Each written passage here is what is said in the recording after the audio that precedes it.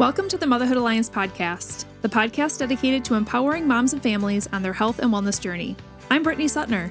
And I'm Andrea Rankus. Together, we're here to explore holistic approaches that go beyond conventional medicine. Each week, we dive into topics that matter most to you. Everything from nutrition and mental health to alternative therapies and natural living. And whether you're a new mom navigating the early stages of parenthood or a seasoned pro looking for new ways to support your family's well-being, you're in the right place. Even better, all of our guests are local small business owners who you can actually talk to and work with. You can learn more about today's guest and connect with hundreds of other health and wellness professionals through our informative and easy-to-use directory at motherhoodalliance.com. Before we get started, keep in mind that this podcast is for informational and educational purposes only and is not a substitute for personal healthcare advice.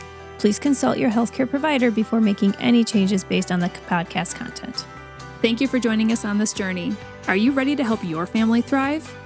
Let's get started.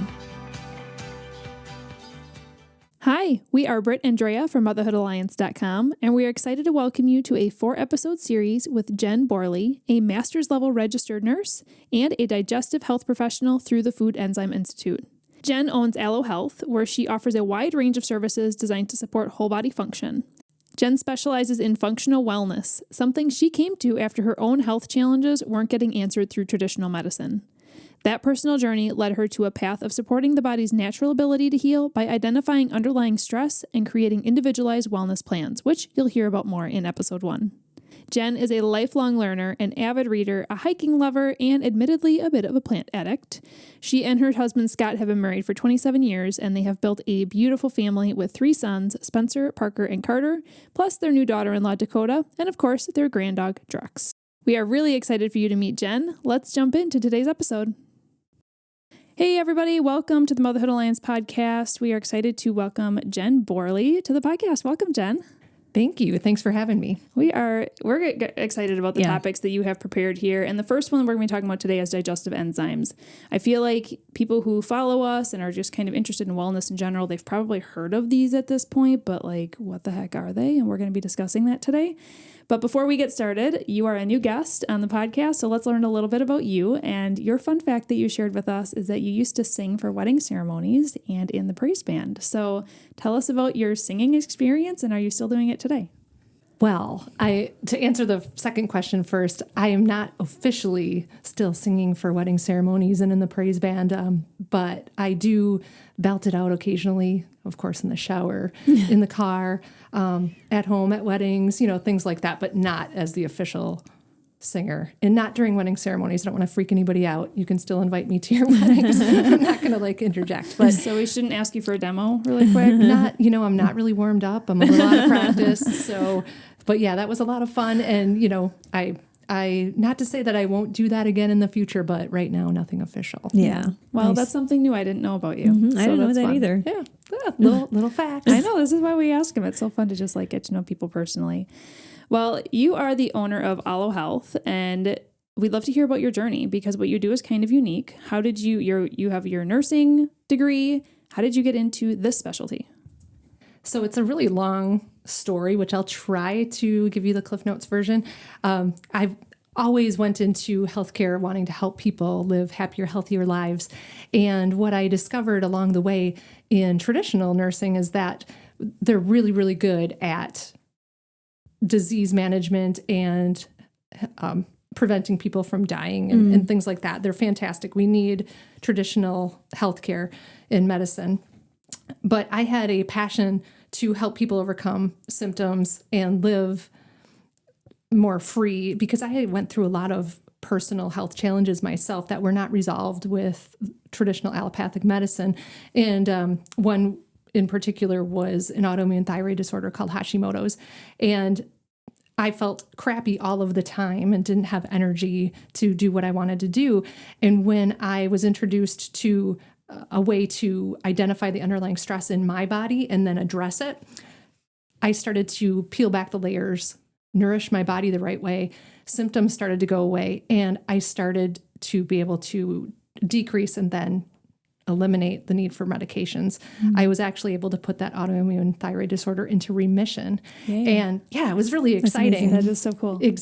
Exceptionally exciting. So then I pursued certification through the Food Enzyme Institute that's located right in Madison, Wisconsin, and was able to start practicing as a digestive health professional, and then started practicing on my own, partnered with some people, and then became the co-owner of Alo Health, eventually then the only owner of Alo Health, and then built up things from there as far as how to help people. And I've brought in a lot of other things and a lot of other techniques to help support normal, healthy function so that people can overcome. Yeah, and you offer a lot in your office. I'm excited about all 4 of our episodes because we're going to be diving into a lot of those different pieces. I know in our last episode together, we're going to be talking about a lot of the therapies that you offer. And again, those are a lot of things that people have probably heard of, like PEMF and red light and hydrogen therapy, like all these different things, but you're going to really break them down for us. So this is going to be great. With the second episode too, you're going to really deep dive into what you do with Alo Health as well. So stick with that. Stick with us with this episode and with the next one, because I know that what you do is really interesting. So yeah. But let's dive into digestive enzymes. So can you start with like a definition? What are these? And are these naturally created, or are these like a supplement that everybody should be taking? Help us understand what they are. Yeah. So digestive enzymes help your body or support normal digestion. Our bodies do make digestive enzymes. Plant enzymes and digestive enzymes in supplement form support the actual breakdown of the nutrients so that you can absorb them into your body. So they pre-digest food. They move nutrients into the cells so that your body can use it as energy. They help ensure a normal immune response to food. And your body doesn't stop making them if you supplement with them, because there's something called adaptive secretion. So that's, in essence, when we support and give a supplement of digestive enzymes, you're taking the pressure off of your body to do that. And we can hone in on what specific digestive enzyme you may benefit the most from. And we'll talk more about that in the next episode. There's often a misconception about digestive enzymes that, for one, if you supplement with them, your body will stop using them, that they're like probiotics, and there's a big difference. And what I like to explain, because there's a little picture you can kind of create, is that when you're building a house, you have the wood, the windows, the nails, the shingles, and all of that. Equate that to the nutrients from food, probiotics, vitamins, and minerals. Now, when you have those building materials all by themselves, just sitting there, that's all they can do. You need the workers to put them to work to build the house. Enzymes are the workers. So in the absence of enzymes, your body can't do any of the processes. So as we age, our enzymes, or our ability to secrete them or produce them in the body, does decline due to stress, due to wear and tear, due to breakdown, some breakdown. Now, again, that could be a disease process that has started. So by supplementing with them, we help take that stress off the body. So is it typically older populations that you see using these, or what? Who are these for? So anybody who has stress. Okay. Well, we'll schedule our appointment now. Yeah. Right. So I get that question a lot about, well, how long do I need to be taking these? Or like, okay, I'm, a mother or a father of a child who's having certain symptoms happening. And it seems to be maybe food related or around meal times, or they're just not seeming to be breaking down their food right. So my opinion is everybody can benefit from digestive enzymes. But we want to make sure that there's not something bigger going on, because it's not treating a disease. It's supporting normal, healthy function so that your body can heal. So if you take somebody who is, I was going to say perfectly healthy. Well, I don't know who is like that in today's age, but somebody who's really healthy, their systems are all working really well. They eat clean. Their body is producing their own digestive enzymes. what type of symptoms would somebody see to show them that maybe this is something that they should be doing? Because if our bodies are creating it naturally and God gave us these to help do it, to break down the food themselves, like why would we need to supplement if you're a healthy person? So can you give us some like signs or symptoms that are, especially for the younger folks, because you said as you age naturally, these are going to decrease, which that kind of makes sense in my head. Mm-hmm. But like, what are some signs and symptoms people oftentimes experience that it's like, hey, this could really help you? That's a great question. So the symptoms that people may be exhibiting that would be really like flashing lights would be things like bloating, burping, gas, feeling like you're running out of energy, pain in any place, which could be exhibited shortly after eating or at any time. As far as the younger generation, like even like kids, as the youngest, I've had clients that are under 1, and kids are usually the simplest because they haven't had the time to do the damage that us older people have had. But they tend to just be real simple. And sometimes it's as simple as, let's make sure that they're getting the right kind of food, that they can break it down, that they are chewing, because so many of us don't chew our food. Another fun fact is that food that grows actually has enzymes in it, digestive enzymes. So when you think about an apple, nice and bright and shiny, and then it falls from the tree and it hits the ground and it gets a brown spot. That brown spot is the evidence of the enzymes breaking that food down. So every food that grows has enzymes in it that help digest it. And what we need to do as consumers of that food is we need to chew it. Okay. And I'll often say, when we chew our food in our mouth where our teeth are, our stomach doesn't have to do as much work because we're releasing those enzymes from the food to help it digest. So our body creates enzymes internally, but the food that we're eating also provides enzymes. Yes, correct. The only enzyme our body does not make is cellulase. That is plant wall. Think of cellulose. Cellulase digests cellulose. So that's the plant wall. And so when we chew our food in our mouth where our teeth are, we don't have to do as much work chemically in our stomach to break down that food. That makes sense. Okay. So are there is there like a wall full of different types of digestive enzymes? Is there like one specific digestive enzyme that just helps with digestion in general? If you maybe have a food sensitivity, are you supposed to be taking this specific digestive enzyme because you have an intolerance technically to dairy, but you don't really care and you're going to eat it anyway, and so this enzyme is going to help you process it? Like, how many are there? Help me understand, how do you figure out what people should be taking? Or is it just like one kind of enzyme in a bottle, and then that's kind of the supplement? So there are broad spectrum enzymes. There's not a digestive enzyme that I think is bad. So even if you don't use the brand that I prefer, it's going to do you some good if you take it with your food. The misconception out there is that, okay, I take these enzymes one time a day and it's going to help me digest my food throughout the day. And that's not entirely true. To figure out the kind of enzyme or the specific enzyme combination that is best for you, that's where we're going to get into a little bit more in the next episode. However, the general classes of enzymes, they're digestive enzymes. There's going to be protease that digests protein, lipase that digests lipids, and then the sugar digesting enzymes that are amylase, and there are so many subcategories.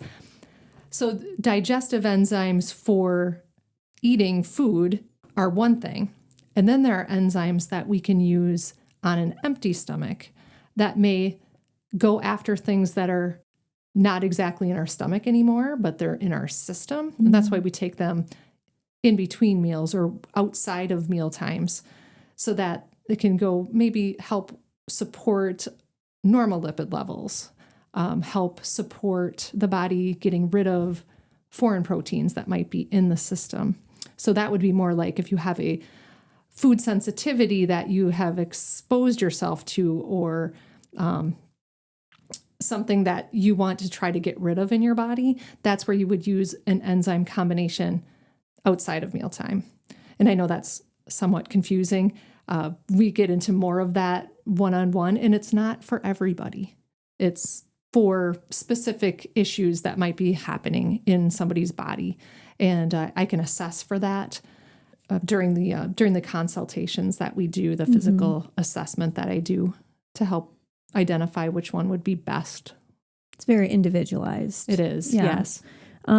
It just, so when you're, when you say that stuff, I know you're trying to be very broad, obviously, because you're not talking to anybody very specific. Because when you talk to somebody very specifically, you're talking to them about exactly what they need. But I'm sitting here thinking like, oh, that seems like a lot.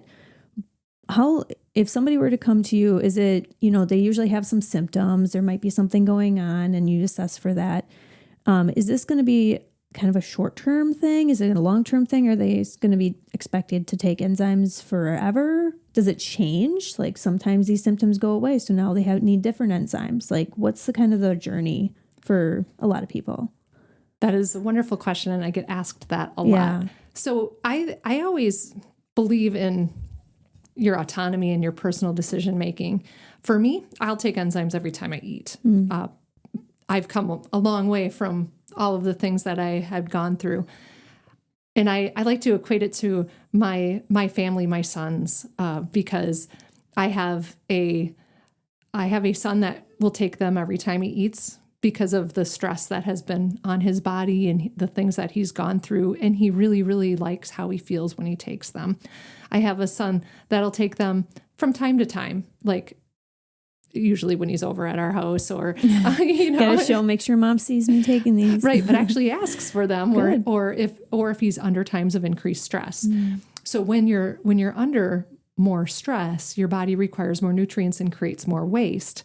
And so he knows that, okay, I know I'm going to digest this better if I take this digestive enzyme along with it, or he's under a little more stress. And then I have my youngest child who's 20, and he'll take them when he's home from college occasionally. And then he'll ask for some if he's maybe under a little more stress at school as well. What college kid is eating ideally? Pretty much none of them.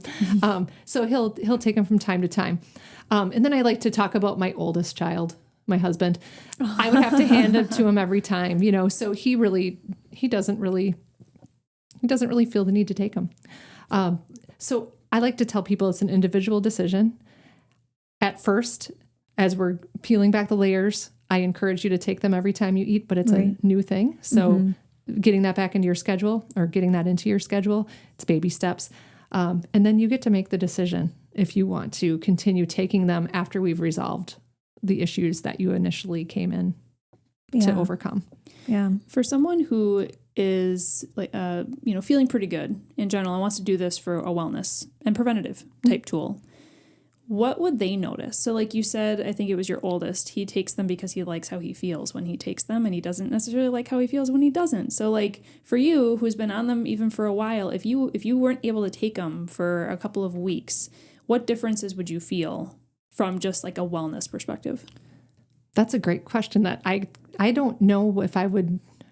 It depends on how well I'm eating. I know how well I'm chewing my food thoroughly every meal. Not to say that, I'm kind of a food Nazi, so I eat really clean. I might notice a little bloating if I am eating something maybe out of proportion. I really don't go without taking them, but I should try it. I should try not taking them. There have been meals that I don't take them and I don't really notice a ton. Sure. It's more of the buildup over time of, taking the stress off. And I'm 50, so I've put a lot of time on the earth putting stress on my body. Yeah. And so I just feel better when I do take them as far as energy goes and digestion and elimination. I feel better when I take them. You mentioned chewing the food is really important. Yes. There's obviously the enzyme portion. Do you have any other tips for just having really good digestive health in general? Oh, yeah. Meals over snacks. meals over grazing, and make sure there's an order of food that I believe helps with digestion and absorption and elimination. And vegetables first, every meal. Protein and fat, every meal. The other things come after, and if you're full, you may not need them. So get your first things first, the things that are needed first to fuel your body and help your digestion, help your microbiome, feed your microbiome, those things first, and then other things later. And also try to drink your fluids outside of meal times. Why? Well, we want to fill up our stomach during meal times with nutrients, not liquid. Liquid goes through the digestive tract faster than solids do. And our stomachs are whoopee cushions, not cauldrons. So we want to signal our brain with the right signals, that stomach to brain connection of saying, hey, my stomach's getting full and I'm going to slow down. But if I've filled it with liquid, that's going to go through faster. And then it's going to kind of be doing that, fill the balloon up, empty the balloon kind of faster. You're going to be hungrier faster than you would be if you just ate a meal, ate the nutrients that you need, and then drink your fluids outside of meal times to hydrate. And also we want to prevent the flushing your food down instead of chewing it. Yeah. Because if your fork is in one hand and your cup is in the other, you tend to take a bite, chew just a couple times, and take a drink, and then your stomach has to do more work chemically to break down your food. And again, your teeth are in your mouth, not in your stomach, so use them in your mouth. Yeah. And then the salivary enzymes usually are a little more carbohydrate digesting, so we're going to help break down those carbohydrates so that you can actually use them better in your body for energy. That was a really good explanation of that, because I've heard of separating that, and I'm like, what? Why? That doesn't make. Now it does make sense. That was very good. Okay, we'll do. Well, thanks for educating us on this, because I'm one of the people that could raise my hand and be like, I've heard of digestive enzymes. I've never taken them. So educate me. And now I feel like I'm really interested to try them. Yeah. And we had some teasers in here about what's coming up in our future episodes. So I can't wait to keep diving into those. But we're going to be hitting pause for this one. But before we close it out, I'd love to hear a little bit just about how people can contact you. I believe you have a free consult. Is that correct? I do, yes. You can schedule a free 15-minute phone consult. You could do that right through our website, aloappleton.com. There's no www before it, so just Alo Appleton, A-L-O, Appleton.com. You can also give a call, 920-221-3444, or email us at aloappleton@gmail.com, and we'll get that set up for you. Okay, cool. Do you have any social media that you'd like to share? Like, where are you on social media so people can follow you? So Alo Appleton is at Alo Appleton on Instagram, on Facebook, maybe some of the lesser known social medias as well. If you do a little search on your web browser, you're probably going to find something. And I'd love to have you interact with me on social media, follow, and there's a Facebook group as well, Wellness with Alo. I'd love to have you join. Yeah, cool. Awesome. Well, we will be back. Next up, we're going to be talking about the actual wellness routine and what people can expect if they come to see you, kind of the difference between functional wellness, functional medicine. Let's learn about what makes you so special, because you really are unique in the Fox Valley. So I'm excited to dive into that one next. If you enjoyed this episode, would you consider leaving a rating or review or sharing it directly with a friend who could benefit from the information? We know that you're a busy mom or caregiver, and our goal is to make your life easier by bringing tips and tricks directly from experts into your earbuds.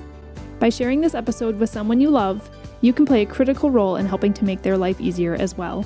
We appreciate your time, and thank you for being a part of the Motherhood Alliance family.